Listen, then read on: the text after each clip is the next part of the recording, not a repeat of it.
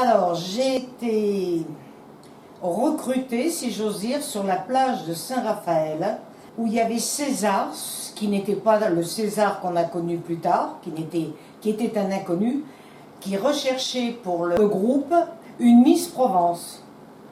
Et il est tombé sur moi. Je ne voulais pas. Tous mes amis qui étaient avec moi m'ont poussé à le faire. Bon, j'avais le physique pour. J'avais 22 ans, j'étais danseuse classique. J'étais faite au moule. Bon, je correspondais à ce qu'il recherchait. Il m'a persuadée et le soir, j'ai défilé avec les autres Miss, Miss Roumanie, Miss tout ça, mais habillée et tout.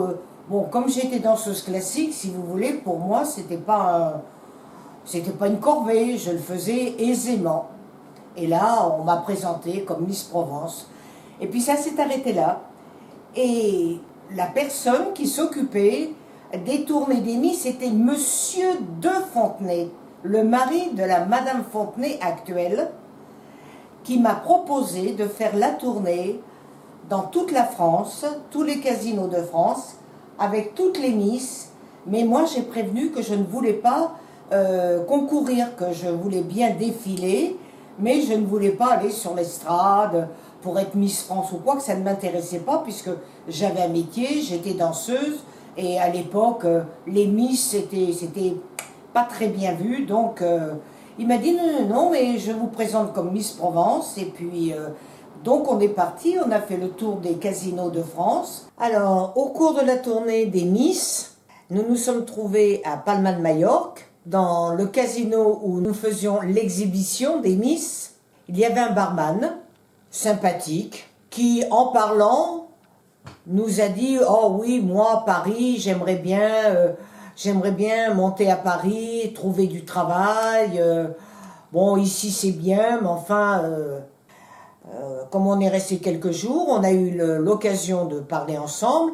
Et je lui ai dit, écoute, moi je connais une personne, puisque tu es barman, qui peut-être pourrait te donner un coup de main.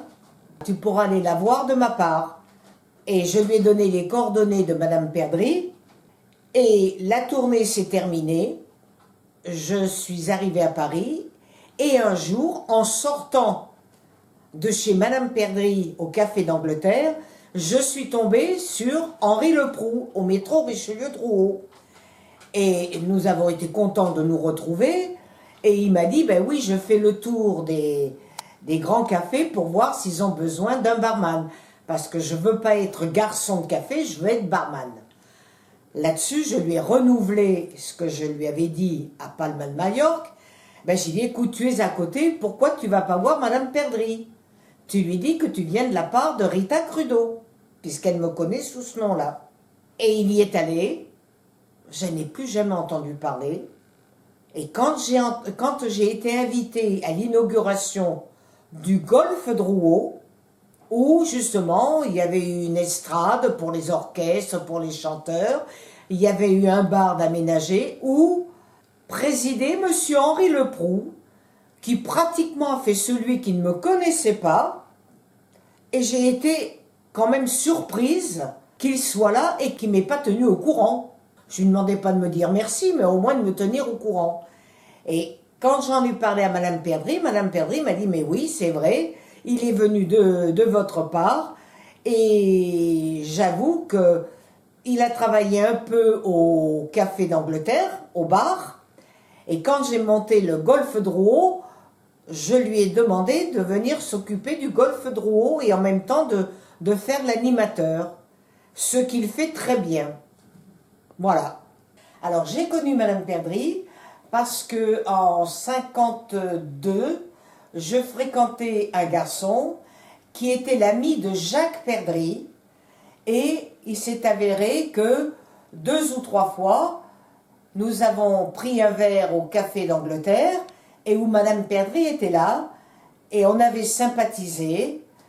Et écoutez, c'est très drôle parce que moi j'étais pas libre, mais Jacques l'était, et elle aurait bien voulu, si vous voulez, que j'abandonne le compagnon que j'avais à l'époque pour son fils.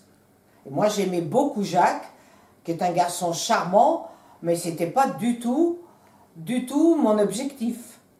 Et j'ai continué avec Madame Perdry parce que elle m'aimait beaucoup. Elle m'a même invitée dans sa maison à Golfe-Juan. J'ai été passer une semaine chez elle. Et puis, ben, je suis rentrée à Paris. On s'est perdu de vue parce que moi, entre-temps, j'ai connu celui qui est devenu mon mari.